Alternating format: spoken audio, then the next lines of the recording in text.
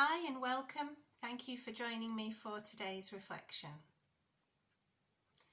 I'm not sure if you feel the same way, but I've noticed recently on driving home from work or going out for walks that people seem to have put their Christmas trees up quite early this year. And I found myself asking, why is this so? And I think for many, a Christmas tree is a positive symbol. It's one of hope and joy. It connects with a time of gifts and giving, lights and sparkly decorations, and a symbol of a season where there is goodwill. And maybe at a time when people are struggling, the symbols of hope become more prominent and important. Indeed, symbols are vital to us. They help orientate and signpost us. Christians can value the lights on the Christmas tree as a symbol of Jesus being the light of the world, God bringing hope into the world in his incarnate Son Jesus and defeating darkness and sin forever. The gifts we can recognise as the gift of Jesus to us, or maybe the gifts that the Magi brought to Jesus all those years ago. Symbols can help us to find God's presence. In our psalm today, the use of the storm, of fire and lightning and darkness are all used as symbols of God's presence. Let's read that now. Psalm 97, the glory of God's reign. The Lord is King, let the earth rejoice, let the many coastlands be glad. Clouds and thick darkness are all around him. Righteousness and justice are the foundation of his throne. Fire goes before him and consumes his adversaries on every side. His lightnings light up the world, the earth sees and trembles. The mountains melt like wax before the Lord of all the earth. The heavens proclaim his righteousness, and all the peoples behold his glory. All worshippers of images are put to shame, those who make their boast in worthless idols. All gods bow down before him. Zion hears and is glad, and the towns of Judah rejoice because of your judgments, O God.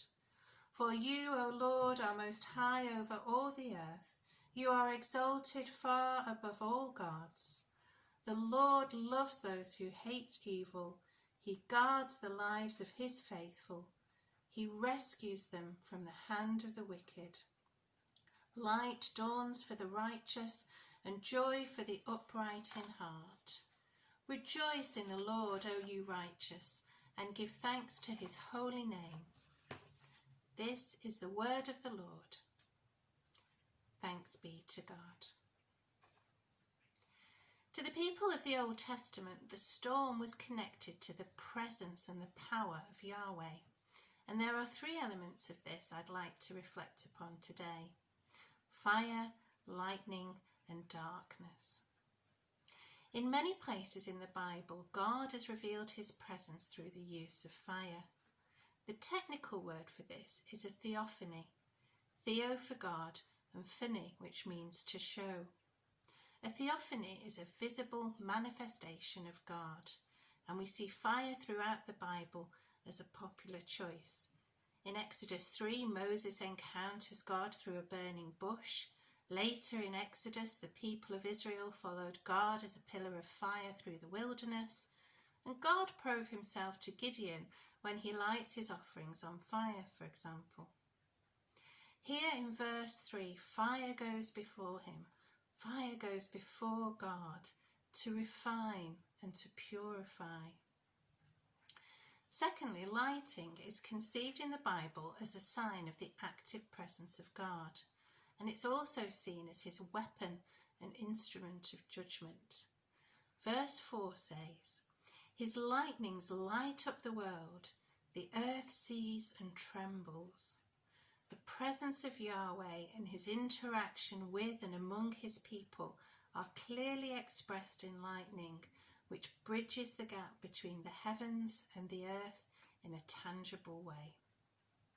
And finally, verse 2 states, clouds and thick darkness are all around him. Righteousness and justice are the foundation of his throne. The light of the Lord also causes darkness. It almost seems that the nature of God is so glorious that as it is revealed, here it's revealed as righteousness and justice, it must also be hidden in some way.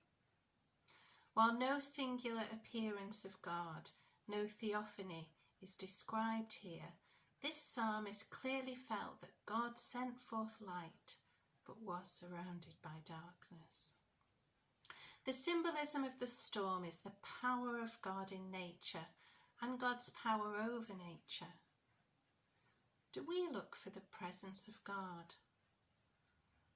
Brother Lawrence, a lay brother in the 17th century, is known for the intimacy he expressed concerning his relationship to God in his work, The Practice and Presence of God. And he was converted to faith by seeing a tree stripped bare of leaves, and after considering that within time the leaves would come and the tree would bear fruit and flower, this became something to him that was a symbol of God's power and provision. So my encouragement today is to seek and to be alert to God's presence.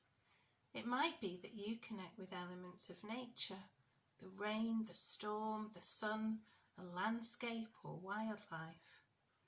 It could be through lights on a Christmas tree, or images on a card, or through a book or a prayer or a Bible verse.